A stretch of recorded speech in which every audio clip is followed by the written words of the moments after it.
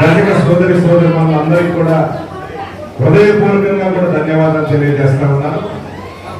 ఈనాటి కార్యక్రమానికి ముఖ్య అతిథిగా విచ్చేసిన పెద్దలు రాష్ట్ర రజక అధ్యక్షులు సోదరుడు అంజబాబు గారికి నేను హృదయపూర్వకంగా ధన్యవాదాలు తెలియజేస్తాను. మీ అందరికీ కూడా ఒక విషయం చెప్తా, మన ముఖ్యమంత్రి గారు జగన్మోహన్ రెడ్డి గారికి అంజబాబు అంటే చాలా ఇష్టమైన వ్యక్తి. నాయకుల్లో కూడా ఏ చిన్న విషయమైనా అంజబాబు వచ్చినప్పుడు కూడా ఏం కావాలన్నా కూడా ముందుండి నెడతా ఉంటారు. ఎందుకంటే మీకున్న సమస్యలు రాష్ట్ర వ్యాప్తంగా కూడా గుర్తించాలి. ముఖ్యంగా ఒకటి, జగనన్న ముఖ్యమంత్రి అయిన తర్వాత అన్ని కులాలకు కూడా కార్పొరేషన్ ఎందుకు ఏర్పాటు చేసినారని అంటే అన్ని కులాల్లో కూడా నాయకులు తయారు చేయాలి. ఎందుకంటే ఎవరు కులం అంటే వాళ్ళ కులాల మీద ఇష్టం ఉంటుంది. ఆ కులంలో ఆ నాయకుల దగ్గరికి బాగా సొరవగా పోగలుగుతారు. రాజకీయంగా కూడా వాళ్ళని ఆర్థికంగా రాజకీయంగా కూడా చైతన్యవంతం చేయడానికి కూడా అన్ని కులాలకు కూడా కార్పొరేషన్ ఏర్పాటు చేయడం జరిగింది. ప్రతి మీటింగ్ లో కూడా జగన్ చెప్తా ఉంటాడు, మీరు గమనించాలి.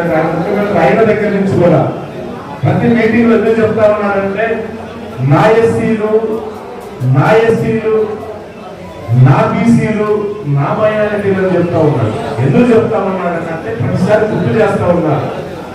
అంటే ఎస్సీ, ఎస్టీ, బీసీ మైనారిటీలు గ్రామాల్లో చాలా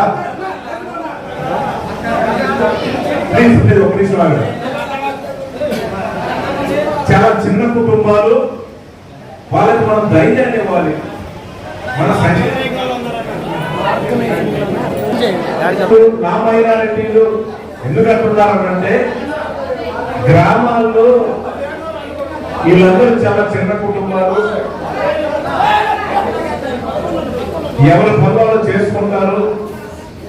కానీ ప్రతి కుటుంబానికి మనం సహాయం చేయాలి. మా కుటుంబానికి మా నాయకుడు ఉన్నాడు, మా అన్నున్నాడు, మా ముఖ్యమంత్రి గారు ఉన్నారు అనేది ఒకసారి గుర్తు చేయడానికి. ఎందుకంటే ప్రకృతి వైపరీత్యాల వల్ల కరోనా లాంటి సమస్యలు కావచ్చు, కరువు లాంటి సమస్యలు వచ్చినా ఆ కుటుంబంలో ఒక పెన్షన్ రూపంలో, ఒక అమ్మఒడి రూపంలో, ఒక చేయూత రూపంలో, ఒక వాహన మిత్ర రూపంలో ఏదో ఆర్థికంగా ఆ కుటుంబానికి మనకు సంక్షేమ కార్యక్రమం రూపంలో ఒక ధైర్యాన్ని ఇవ్వాలి. ఏదైనా వాళ్ళొక డిప్రెషన్ పోకుండా ఏదైనా బాధ వచ్చినప్పుడు ఎక్కడో మా నాయకుడు ఉన్నారని గుర్తు చేయాలనే ప్రతిసారి కూడా జగనన్న ఈ వర్డ్ ఇది చెప్తా ఉంటాడు. కానీ ఆయన చెప్పిన మాట మీద 5 సంవత్సరాలు కూడా అందరికి కూడా సంక్షేమ కార్యక్రమాలు ఇచ్చిన పరిస్థితి. ముఖ్యంగా రజక సోదరి సోదరులు నేను చెప్తా ఉన్నా, మీరు నియోజకవర్గ స్థాయిలో ఒక కమిటీ దాకా ఫామ్ కండి. మీకు గ్రామ స్థాయిలో కూడా నేను చెప్తా ఉన్నాను, గ్రామ స్థాయిలో కూడా మీకు ఏదైనా సమస్యలు ఉంటే 100% కూడా మీ వైపు మీకు న్యాయం చేసే విధంగా ఖచ్చితంగా నేను చర్యలు తీసుకున్నానని ఈ సందర్భంగా తెలియజేస్తా ఉన్నాను. నేను మొదటిసారి ఎమ్మెల్యే అయిన దగ్గర నుంచి ఇప్పటిదాకా కూడా ప్రతి గ్రామంలో చర్చీస్ కట్టడానికి నేను ఇప్పటికి ఒక 15 కోట్లు నిధులు తీసుకొచ్చి అవసరమైన చోట పట్టుకుంటారని అన్ని కూడా చర్చలు కూడా ఇవ్వడం జరిగింది. కానీ మీకు కూడా చెప్తా ఉన్నాను, చిన్నదో పెద్దదో ప్రతి గ్రామంలో అదేదో నేను ఎమ్మటి ఇమీడియట్ గా అయిపోవాలని చెప్పాలి. ఏదైనా మనం చేయాలంటే మొదలు పెట్టాలి. ఒక కార్యక్రమాన్ని మొదలు పెడితే మనం ముందుకు తీసుకోవచ్చు. కొంత ఫండ్స్ ప్రాబ్లం అయినా నేను అడ్జస్ట్ చేసేసి, ఒకవేళ మీరు కట్టుకునే స్తోమత లేకపోయినా అవసరం అనుకుంటే నేను బయట కాంట్రాక్టర్స్ పెట్టేది సరే, ప్రతి గ్రామానికి సంబంధించి చిన్నదో పెద్దదో మీరు ఒక చిన్న కళ్యాణ మండపాన్ని కట్టించే కార్యక్రమం మీరు స్థలం చూసుకోండి. ఖచ్చితంగా ఆ వైపు నుంచి కూడా ఒక ప్రయత్నం చేద్దాం. ఎందుకంటే ఇప్పటికీ కొంచెం ముందుకు వచ్చి ఇప్పుడు ధర్మవరంలో ఒక చిన్న కళ్యాణ మండపం నిధులు కూడా ఇవ్వడం జరిగింది. అట్లనే ఈ ముట్టుకూరులో కూడా మొదట్లోనే ఇచ్చాం, కాకపోతే అది అసంతృప్తిగా ఉంది. దాని గ్రాంట్ కూడా డబ్బు కూడా శాంక్షన్ అయ్యింది. అది ఎక్కడో కూడా పూర్తి చేయాలని వేరే బయట కాంట్రాక్టర్ కూడా ఇప్పుడు ఒప్పుచెప్పిన సందర్భంగా తెలియజేస్తాను. ఇవి కాకుండా ప్రధానంగా నేనైతే ఒకటి చెప్తా ఉన్నాను, నియోజకవర్గం హెడ్ క్వార్టర్ లో మీకు స్థలాన్ని కేటాయించి మీకు ఒక కళ్యాణ మండపాన్ని ఏర్పాటు చేసే బాధ్యత ఖచ్చితంగా తీసుకుంటామని. ఎందుకంటే ఇప్పటికీ కళ్యాణ మండపం కట్టుకోవడానికి అన్ని కులాలకు కూడా ఇవ్వడం జరిగింది. మీకు ఇవ్వలేకపోయినాను, మీకు స్థలం ఇచ్చి దాంట్లో గ్రాంట్ తీసుకొచ్చి కట్టించేసి హెడ్ క్వార్టర్ లో దాదాపుగా ఒక 70 నుంచి 80 నుంచి 1 కోటి రూపాయలు విలువ చేసే ఆస్తిని మీ కులానికి ఏర్పాటు చేసే కార్యక్రమం చేస్తాము. ఎందుకంటే మీరు రజకులు మాస్టర్ గారు చెప్పింది, మేము తగాదాలకి మేము దూరంగా ఉంటాము, మా ఊళ్ళో ఎవరు రారు బయటికి, భయం అని చెప్పారు. మీరు తగాదాలకు రావాల్సిన పర్లేదు. మీరు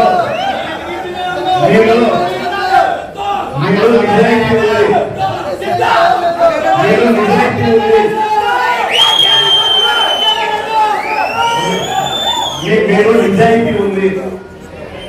ఖచ్చితంగా నేను ఈ సందర్భంగా చిన్న ఒక ఇన్సిడెంట్ చెప్తాను. అంటే ఇక్కడ ఉన్న న్యూ జనరేషన్ కి, కొత్త జనరేషన్ కి ఈ విషయం తెలియకపోవచ్చు, కానీ కుర్రోళ్ళకి ఇక్కడ ఉన్న పాత్రలు చాలా మంది ఉంటారు, వాళ్ళకి తెలుసు.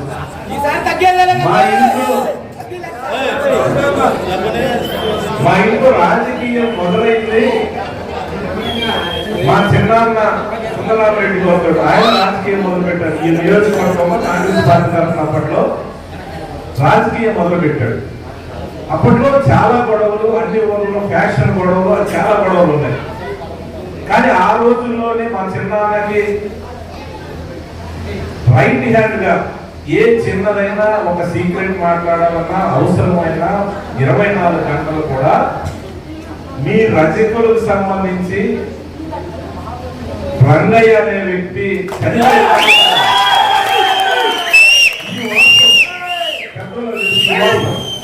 ఆయన ఆ చిన్నాన్న చనిపోయేంత వరకు కూడా ఎంత పెద్ద ఫ్యాక్షన్ అయినా, ఎంత గొడవలైనా, అర్ధరాత్రిగా ఎప్పుడైనా సరే ఏ అవసరం ఉన్నా కానీ ఎప్పుడు పక్కనే ఉంటారు.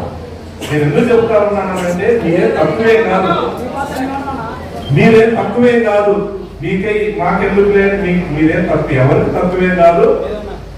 ఒక్కొక్క కులంలో ఒక్కొక్క మనిషి దగ్గర ఒక క్వాలిటీ ఉంది.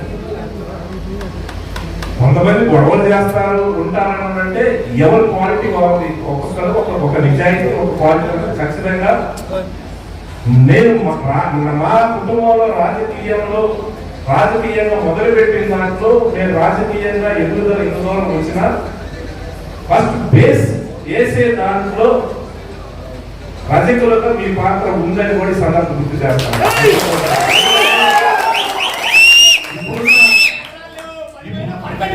ఇప్పుడున్న జనరేషన్ కి తెలియకపోవచ్చు, చాలా గ్రామాల్లో జనరేషన్, కానీ ఇప్పుడు పెద్దవాళ్ళు ఉన్నారు, అప్పట్లో ఉన్న నాయకులు ఉన్నారు. అప్పట్లో ఉన్న నాయకులు తెలుసు. సాకలు రంగయ్య అంటే ఎవరనే దగ్గర 70 కూడా ఆ రోజు పార్టీలో పనిచేస్తున్నారు. ఎందుకు తెలుసు అంటే వాళ్ళ కుటుంబ సభ్యులు కూడా ఇప్పుడు ఉన్నారు. కాకపోతే ఇప్పుడున్న జనరేషన్ కి నేను గుర్తు చేస్తా ఉన్నాను. ఎందుకంటే నిజాయితీగా ఆ రోజు ఎంత వృధాభక్తిగా ఏం చేయగలరో, ఆయన ఏం పని చేయగలరో కూడా చేసే పరిస్థితి. అంటే ఆ నిజాయితీ మీలో ఉంది. మా రాజకీయం, నేను చేసే రాజకీయంలో, మా కుటుంబంలో మేము మొదలుపెట్టిన రాజకీయంలో అన్ని కులాల కంటే మీ రజ కులానికి సంబంధించి ఏ వ్యక్తి చేసినా కాస్త కూస్తూ మా ఎదుగుదలలో మీ పాత్ర ఉందనేది సందర్భంగా గుర్తు నాకు ఎప్పుడూ ఉంటది. నేను ఎందుకంటే అప్పుడున్న సందర్భంలో విషయాన్ని గుర్తు చేసి ఇప్పుడున్న జనరేషన్ చెప్తా ఉన్నాను. ఇప్పుడున్న జనరేషన్ పిల్లలు ఎవరైతే ఉన్నారో మీకు తెలియకపోవచ్చు. ఒకసారి పెద్దవాళ్ళని అడగండి, మీ పెద్దవాళ్ళని అడగండి, సాకల రంగయ్య అంటే ఎవరు, ఏ ఊరు నుంచి అప్పుడున్న సుందరరామరెడ్డి గారి దగ్గర ఎందుకు ఉన్నాడు, ఎన్ని రోజులు ఉన్నాడు, ఏం చేశాడు అనేది ఒకసారి మీ పెద్దవాళ్ళని అడిగితే చెప్తాడు దయచేసి. ఎందుకంటే నేను చిన్న సందర్భం వచ్చింది కాబట్టి మీకేం విషయం తక్కువేలా కాదు. మీ దగ్గర బ్రహ్మాండమైన నిజాయితీ ఉంది, మీ దగ్గర విషయం ఉంది. ఖచ్చితంగా మా రాజకీయంలో మేము ఎదుగుదలలో మీ పాత్ర కూడా ఉందని సందర్భంగా గుర్తు చేస్తాం. అది నేను గుర్తున్నా కాబట్టి ఒకసారి నేను గుర్తు చేస్తా ఉన్నాను. ఖచ్చితంగా మీకు అన్ని విధాలా కూడా నేను అందుబాటులో ఉంటాను, తోడ్పాటు చేస్తాను. నేను హెడ్ క్వార్టర్ లో ఒక కళ్యాణ మండపం కట్టడానికి నేను ప్లాన్ చేస్తాను. అలాగే గ్రామాల్లో ఎక్కడైనా సరే ఇంట్రెస్ట్ ఉండి మీరు స్థలాలు చూసుకుంటే వీలైనంత వరకు మీకు సంబంధించిన కళ్యాణ మండపాలు కట్టించడానికి, అది మొదలు పెట్టడానికి అవసరమైన చోట కొన్ని చోట్ల మర్యాద స్వామి గుడికి సంబంధించి కూడా అడుగుతా ఉన్నారు. ఎందుకంటే అడిగిన చోట్ల ఉప్పలపాడు గ్రామంలో కూడా మర్యాద స్వామి గుడికి సంబంధించి కూడా మనం ల్యాండ్ తెచ్చాం, డబ్బులు కూడా డొనేట్ చేశాం. సన్నిధానాల్లో కూడా అక్కడ కూడా మనం నిధులు ఇచ్చాము, డబ్బులు ఇచ్చేసి సహాయం చేశాం. ఏం చెప్తారంటే ఖచ్చితంగా అన్ని ఊర్లలో, అన్ని లేని చోట్ల అన్ని ఊర్లలో మీకు ఏం కావాలో ఖచ్చితంగా ఫాలో చేస్తా ఉండండి. మీరు ఇంట్రెస్ట్ ఉన్న పిల్లలు, మీకు ఎవరు ఏ కులంతో మీకు సంబంధం లేదు, ఎవరితో సంబంధం లేదు, మీకు కావాల్సిన ఏమో నిధులు తీసుకొచ్చి 100% కూడా మీకు న్యాయం చేయడానికి ఖచ్చితంగా నేను ప్రయత్నం చేస్తానని సందర్భంగా తెలియజేస్తా ఉన్నాను. రేపు 13 జరిగే ఎలక్షన్ లో మీ సహాయ సహకారం అవసరం. మీరు మీ బంధువులు ఇంకా ఇక్కడికి రాని వాళ్ళు మీ చుట్టాలు మిగతా గ్రామాల్లో ఉంటే కొంచెం అటు ఇటుకి ఎవరైనా దయచేసి మీరు వాళ్ళందరికీ రిక్వెస్ట్ చేయండి.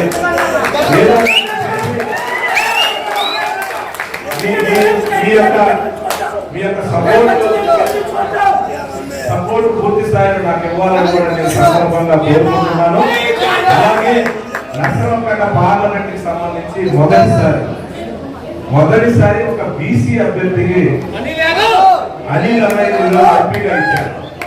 నేను ఎందుకు చెప్తున్నాను అంటే నరసరావుపేట పార్లమెంట్ చరిత్రలో ఇన్ని సంవత్సరాలు ఒక బీసీ వర్గానికి ఒక టికెట్ ఇవ్వాలని ఏ రాజకీయ పార్టీ ఆలోచించేలా, ఎవరు కూడా సాధన చేయాలి. కానీ ఇప్పుడు జగనన్న చేశాడు. ఇప్పుడు ఏదైనా బీసీ కదా, బీసీలు అంటే అందరూ, ఒక బీసీ అంటే అందరికీ కూడా వస్తుంది. బీసీ కదా, యాదవ్ కదా, మనకెందుకు అని ఒక ఆలోచన, చిన్న ఆలోచన వచ్చి మనం ఏదైనా నిర్లక్ష్యం చేస్తే ఆ సీటు పోగొట్టుకుంటాం. ఒక్కసారి ఒక బీసీ అభ్యర్థిగా ఎంపీగా మనం గెలిపించుకుంటే ఎప్పుడు అది బీసీ కిందనే ఉంటది. ఎవరికైనా రావచ్చు బీసీలో అవకాశం, ఇంకొక కులానికైనా బీసీలో రావచ్చు. కాబట్టి దయచేసి అనిల్ అన్నాడు కూడా ఖచ్చితంగా మంచి మెజారిటీతో గెలిపించాలని సందర్భంగా కోరుకుంటూ, చాలా సేపటి నుంచి గ్రామాల నుంచి వచ్చి చాలా సేపటి నుంచి కూడా మీరు వెయిట్ చేస్తా ఉన్నారు. నాకు ఈరోజు మల్లవరం ప్రచార కార్యక్రమం చూసుకొని ఒడేరాజు ఆత్మీయ సమావేశం చూసుకొని ఇక్కడ రావడానికి కొంచెం లేట్ అయింది. దయచేసి ఏమనుకోవద్దు. దయచేసి మీ అందరి యొక్క అభిమానం, మీ అందరి యొక్క సహకారం రేపు 13వ తారీఖున ఇవ్వాలని, మీ గ్రామాల్లో అక్కడ ఉండే నాయకులతోటి ఏదన్నా చిన్న చిన్న సమస్యలు ఏదైనా ఉంటే దయచేసి అది ఏమి మనసులో పెట్టుకోవద్దు.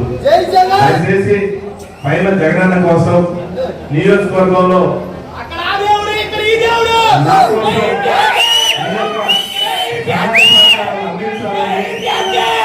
ఒక్క ఓటు కూడా మిస్ కాకుండా సంపూర్ణంగా మీకు మా మద్దతు ఇవ్వాలని కూడా కోరుకుంటూ, నేను 100% అన్ని విధాలా మీ సహాయ సహకారాలు అందిస్తాం. ఖచ్చితంగా మీకు ఏ సమస్య వచ్చినా కూడా నేను మీకు అండగా ఉంటానని కూడా సందర్భం